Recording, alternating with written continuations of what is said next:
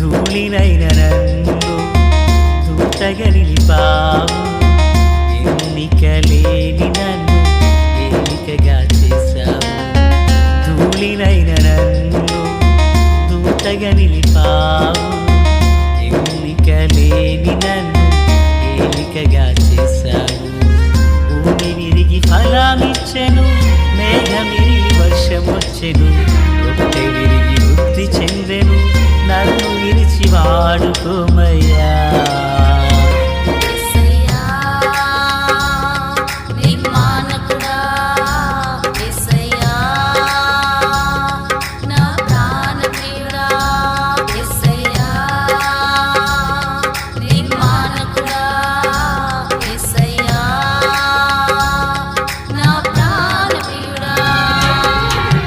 ధూళినైన నన్ను దూతగా నిలిపావు.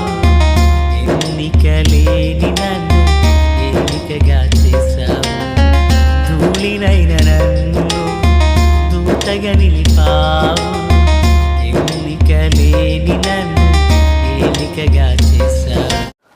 ప్రభు అయినటువంటి యేసుక్రీస్తు వారి పరిశుద్ధమైన నామములో తండ్రి అయిన దేవాది దేవునికి నిత్యము స్తుతియు స్తోత్రములు మహిమయు ఘనతయు ప్రభావములు యుగయుగములు ప్రభు నాకే చెల్లును గాక. ఆత్మీయులారా, బాగున్నారు కదా? దేవుని మహాకృపను బట్టి మరో పర్యాయం మనం ఎలాగున్నా దేవుని వాక్యాన్ని ధ్యానించే కృపను ప్రభువారు మనకు అనుగ్రహించి ఉన్నారు. దయగలిగిన ఆయన ఆత్మచేత సమభూమి గల దేశమున ప్రభువు మనలను నడిపించునుగాక. ఆమేన్. ఆత్మీయులారా, బాగున్నారు కదూ? నేటి దినాన మరి లేవియాకాండము 23వ అధ్యాయము 9 నుండి 17 వరకున్న వచనాలను ధ్యానం చేయుచున్నాము. 17వ వాక్యం, మీరు మీ నివాసములలో నుండి తూములో 2/10 వంతుల పిండిగల 2 రొట్టెలను అల్లాడించు అర్పణముగా తేవలను. వాటిని గోధుమ పిండితో చేసి పులియబెట్టి కాల్చవలెను. అవి యెహోవాకు ప్రథమ ఫలముల అర్పణము. ప్రార్థన. తండ్రి దేవా స్తోత్రం. వాక్యం అందరి హృదయాలలో ఫలభరితం చేయండి. మేలు చేత నింపండి. ఆశ్చర్యకరమైన మీ కృపా కాపుదల కనికరం సమృద్ధిగా దయచేసి మేలులతో నడిపించమని యేసునామమున ప్రార్థించిన మనవులన్నీ పొందియున్నామని నమ్ముచున్నాము మా పరమ తండ్రి. ఆమేన్. ప్రియులారా, బాగున్నారు కదూ? గడిచిన రాత్రి క్రిస్మస్ ఆరాధన గొల్లవిలినందు ప్రభువు దీవెనకరంగా జరిగించారు. ఆత్మీయుల యొక్క ప్రార్థనలు సహకారాలతో మేలుకరంగా ప్రభు జరిగించారు. అందును బట్టి ప్రభువుని ఎంతగానో స్తుతించబద్దులమునై ఉన్నాం. ప్రార్థించిన మీకును పాల్గొన్న వారికి హృదయపూర్వకమైన వందనాలు. ప్రభువు కృప అందరికీ తోడై ఉండునుగాక. సంతోషం. పిల్లరా, ఈ చదివినటువంటి వాక్యంలో ప్రథమ ఫలార్పణముల పండుగను గూర్చి రాయబడి ఉంది. ప్రథమ ఫలార్పణల పండుగ. ఆత్మీయులారా, క్రీస్తునందు నాకు అత్యంత సన్నిహితులారా, మనం ఇప్పుడు 2 పండుగలను గురించి వింటూ వచ్చాం. 1 పస్కా, 2 పులియని రొట్టెల పండుగ. ఇక 3వది ప్రథమ ఫలార్పణముల పండుగను గూర్చి మనం వింటున్నాము. ఈ ప్రథమ ఫలార్పణముల పండుగను గూర్చిన వివరము ఎలాగున చెప్పబడిందంటే 10వ వాక్యంలో నుంచి మాట్లాడుతున్నారు. ఇశ్రాయేలు తెట్లను నేను మీకు ఇచ్చుచున్న దేశమునకు మీరు వచ్చి దాని పంటను కోయినప్పుడు మీ మొదటి పంటలో ఒక పనను యాజకుని యొద్దకు తేవలెను అంటున్నారు. ప్రియులారా, ఇక్కడ ఉండిన మాటలను మనము ఈ భాగంలో ధ్యానం చేస్తున్నాము. మొదటి పనను యాజకుని యొద్దకు తేవలెను అంటున్నారు. అయితే ఈనాటి కాలంలో సోషల్ మీడియాను వేదికగా ఎంచుకుని అనేక మంది ఆహ్, దశమ భాగము అంటున్నప్పుడు అసలు అది లేదు అని దానికి వ్యతిరేకించి మాట్లాడేవాళ్ళు కొందరున్నారు. మరి ఆ పేరు చెప్పట్లేదు. ఒక ఆర్గనైజేషన్ లేక ఒక సంస్థ వారు కొన్ని విధాలైన పండుగలను నేటికి కూడా వారు వాటిని ఆచరిస్తుంటారు. అది పండుగలు ధర్మశాస్త్ర కాలంలోనే అయిపోయినాయి అని వారిని వ్యంగ్యంగా మాట్లాడేవారు కొందరు లేకుండగా పోలేదు. పిల్లరా ఒకటి వినాలి. దైవజనుడైన పౌలు గారు ఏమంటారంటే కక్ష చేత గాని, మిష చేత గాని ఏ విధం చేతని క్రీస్తు ప్రకటించబడుతున్నాడు కదా అంటున్నారు. సరే వారు ఏదో ఒక పండగను పెట్టుకుని పండగ చేస్తూ ప్రజలకు కాస్త దేవుని వాక్యాన్ని దగ్గర తీసుకువెళ్తున్నారు. దాన్ని కూడా మనము వ్యతిరేకించి చూస్తే అదంత మంచిది కాదనేదే నా అభిప్రాయం. ఇప్పుడు పచ్చకామెర్లు వచ్చినోడికి లోకమంతా పచ్చగానే కనపడుతుంది. అదంతా ఎందుకు? క్రిస్మస్ అనేది బైబిల్లో ఉందా అంటే ఎవడో బుద్ధి లేనోడు. వాడంటే బుర్ర లేదు, బుద్ధి లేదు, వాడన్నాడు సరిపోయింది. కానీ దేవునిని గూర్చి ఎరిగిన వారు కూడా ఆ మాట మాట్లాడడం అనేది అదంత సబబు కాదనేది నా అభిప్రాయం.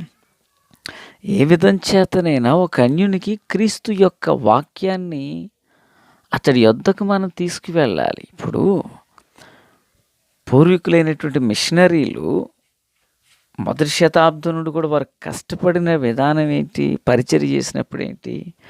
వైద్యం రీతిలోనో, విద్య రీతిలోనో ప్రియులరా వారు వాటిని చేతపట్టి ప్రభు ప్రేమను తీసుకువెళ్ళారు. అది అంతెందుకు పౌలు గారు కూడా ఏమంటారంటే, సో ఆ దేవుడు ఎవరో కాదు, ఆ పేరు తెలియని దేవుడు నేను చెప్తానని చెప్పి విగ్రహాన్ని తీసుకుని ఆయన వాక్యం చెప్పారు అక్కడ. సో కనుక పౌలు గారిని మనము తప్పుపడతామా? ఆది అపోస్తులు తప్పుపడతామా? మొదటి శతాబ్దపు నుండి మరి దగ్గరగా 15, 16 శతాబ్దాల వరకు చెప్పినటువంటి నేటికి అనేక ప్రాంతాల్లో, దేశాల్లో మిషనరీలుగా పనిచేసిన వారిని తప్పు పడతామా? తప్పు అట్లని రాదు. వారు ధర్మశాస్త్రమందున్న ఒక విషయాన్ని వారు ఎంచుకుని ఒకప్పుడు ఇలా జరిగింది కదా అని ఆ విధంగా వాళ్ళు పని చేస్తున్నారు. నువ్వు పని చేయలేవు, చేసేవారికి సహకరించలేవు, పేర్లు పెట్టడానికి ముందుంటావు. కానీ ఒకటి మాత్రం గుర్తుపెట్టుకోవాలి, మనుషుడు ఏమి ఎత్తుతాడో అదే కూసుకుంటాడు. సరే, ఇక్కడుండిన సందర్భంలోకి మనం వచ్చేద్దాం. విషయం ఏంటంటే ప్రథమ ఫలార్పణ పండుగ. అయితే ఇది ఎలాగనా అంటే అందులో మీరు జీవనోపాధి అయిన ఏది చేయొద్దు అని అంటారు. సమాజంగా మీరు కూడండి. సమాజంగా కూడినప్పుడు ఏ విధమైనటువంటి పని, మీరు జీవనోపాధి అయిన పని మీరు చేసుకోవద్దు. మీరు ఆ దేశంలోకి వెళ్ళినప్పుడు పంట కోయినప్పుడు మొదటి పని మీరు యాజకుని యొద్దకు తీసుకురండి అంటాడు. అంటే యాజకుడు ఎవరు? ఆ రోజుల్లో ప్రధాన యాజకులు. ఈనాడు సంఘంలో ఒక ఆత్మీయ తండ్రి లేదా కాపరి, పాస్టర్ గారు. అక్కడికి మీరు మొదటి పనులను తీసుకురండి. ఎందుకు ఈ పనులను తీసుకురావాలంటే దేవుడు మిమ్మల్ని అంగీకరించినట్లు. అంటే దేవునికి మానవునికి మధ్యవర్తి ఎవరు? దైవజనుడు. ప్రియులారా, పరమందున్న తండ్రికి లోకమందున్న ప్రజకు మధ్యవర్తిగా యేసయ్య వచ్చారు. ఆయన తన యొక్క పనిని ఆది అపోస్తులకు అప్పగించారు. దేవునికి స్తోత్రం. ప్రియులారా, ఆది అపోస్తులకు అప్పగించారు. అలాగుననే వింటున్నారా? అలాగుననే ఈనాటి కాలంలో ఒక విశ్వాసికి దేవునికి మధ్యవర్తి ఎవరు? సంఘ కాపరి, దైవజనుడు. కనుక ఆనాటి కాలంలో వారు యాజకుని యొద్దకు ఎందుకు ఈ పనును తీసుకువెళ్ళారంటే కారణం ఒకటే. ఏంటా కారణం? దేవుడు ఆ వ్యక్తిని అంగీకరించినట్లు. ఈనాడు కూడా ఒక వ్యక్తి కానుక ఎందుకు వేస్తున్నాడు? దేవుడు చేసిన మేలు ఉపకారాలను బట్టి తనకు కలిగిన దాని అంతటిని బట్టి ప్రభువును స్తుతిస్తూ, ప్రభువు నాకు చేశారు, నేను కృతజ్ఞుడు, నేను ఇది చేస్తున్నాను మీరు అంగీకరించి, అదే కదా హేబేలు అర్పణ దేవుడు అంగీకరించాడు, కయ్యూను అర్పణ దేవుడు అంగీకరించలేదు. అంటే ఒక వ్యక్తి ఎందుకు ఈ పని చేస్తాడంటే దేవుని చేత అంగీకరించబడడానికి. Praise the lord. పిల్లరా, ఇప్పుడు యాజకుడు ఏం చేస్తున్నాడు? విశ్రాంతి దినమునకు ముందు, అంటే పాత నిబంధన ప్రకారం విశ్రాంతి దినం శనివారం, దానికి ముందు రోజు శుక్రవారం.